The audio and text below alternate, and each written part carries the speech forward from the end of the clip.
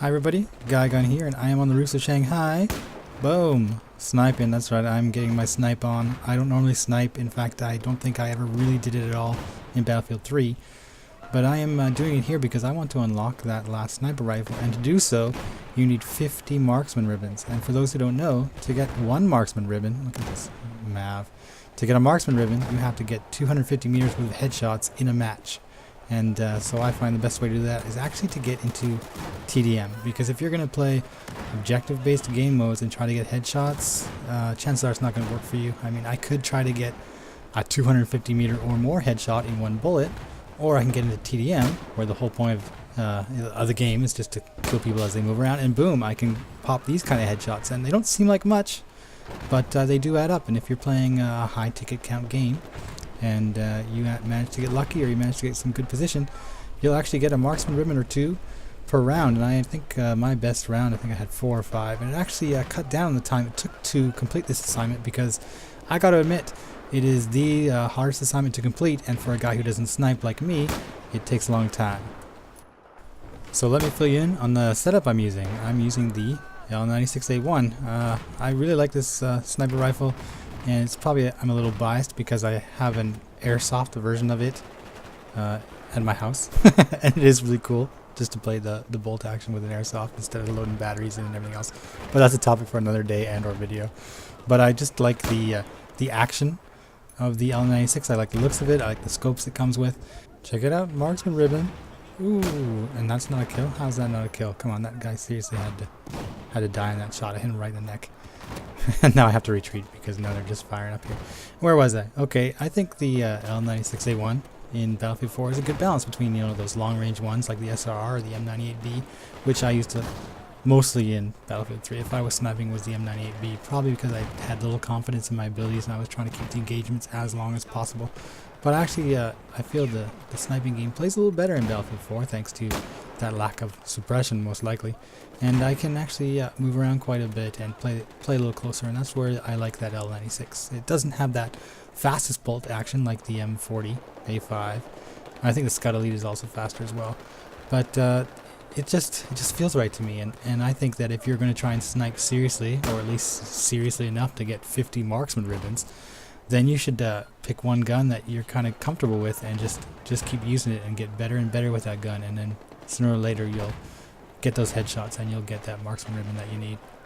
I'd like to show you the Simtex stats for this gun, but we don't have them yet.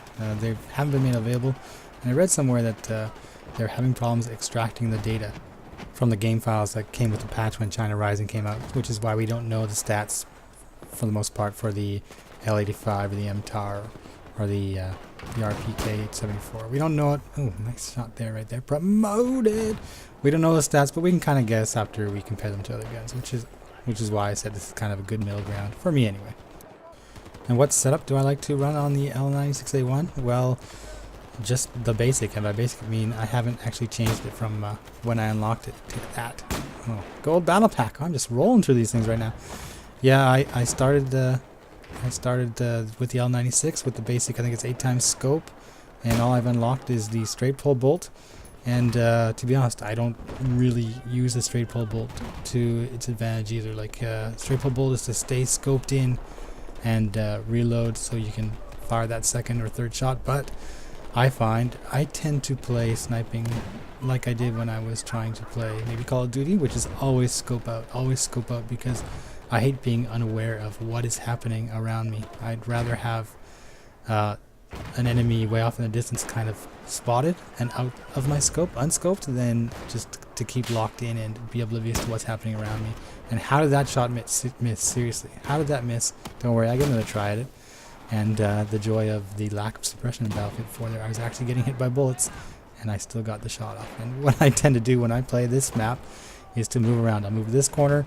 If they start firing at me, I'll move to the front, and that's a good shot. Me and that guy almost traded. He got me there. I'm kind of disappointed. Actually, I'm really disappointed.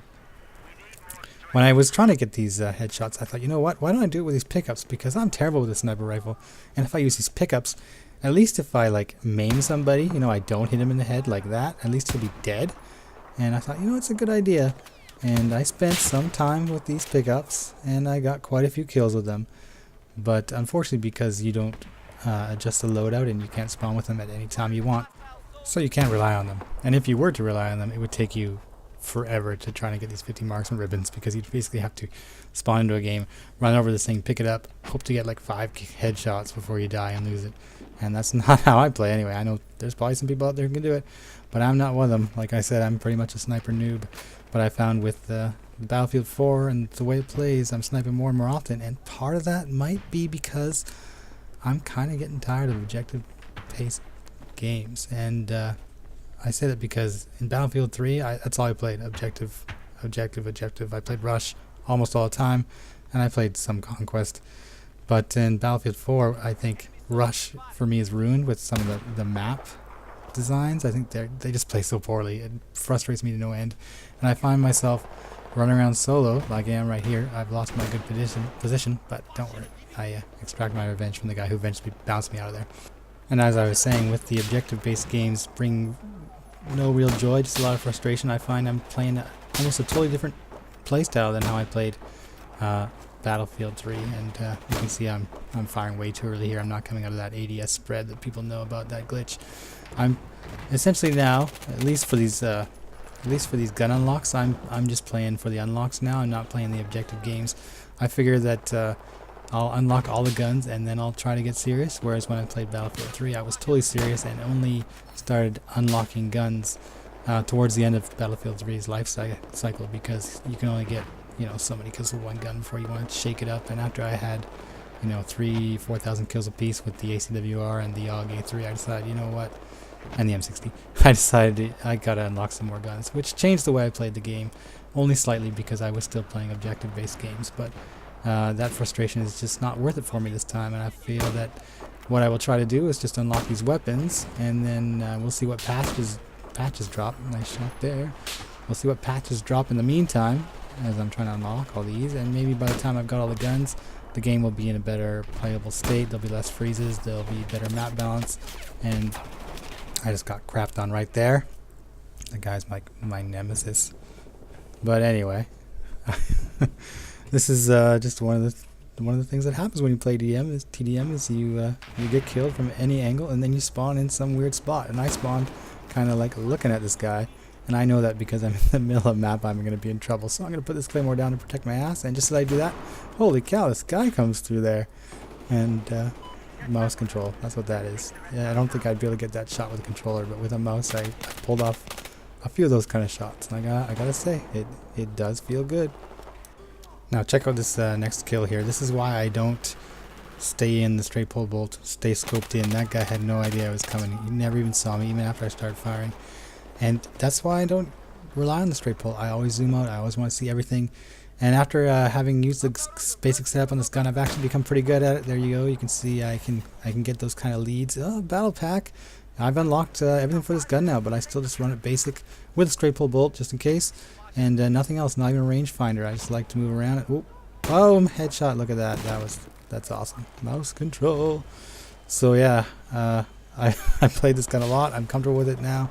I'm about ready to turn it in because this is the last match. I actually had to go for marksman ribbons, and look at all these guys spawning over there. It's like Christmas for me. Look at those guys. I don't even need a rangefinder. I'm just gonna drop you with my 8x scope and marksman ribbon. Here we go. It's gonna come. It's gonna pop up. This is the moment I've been waiting for right here. There it is. I've unlocked the last sniper rifle. They are unlocked. Now all I gotta do, nice shot. Now all I gotta do is those crappy DMRs, and that's gonna be an even bigger headache. See you later.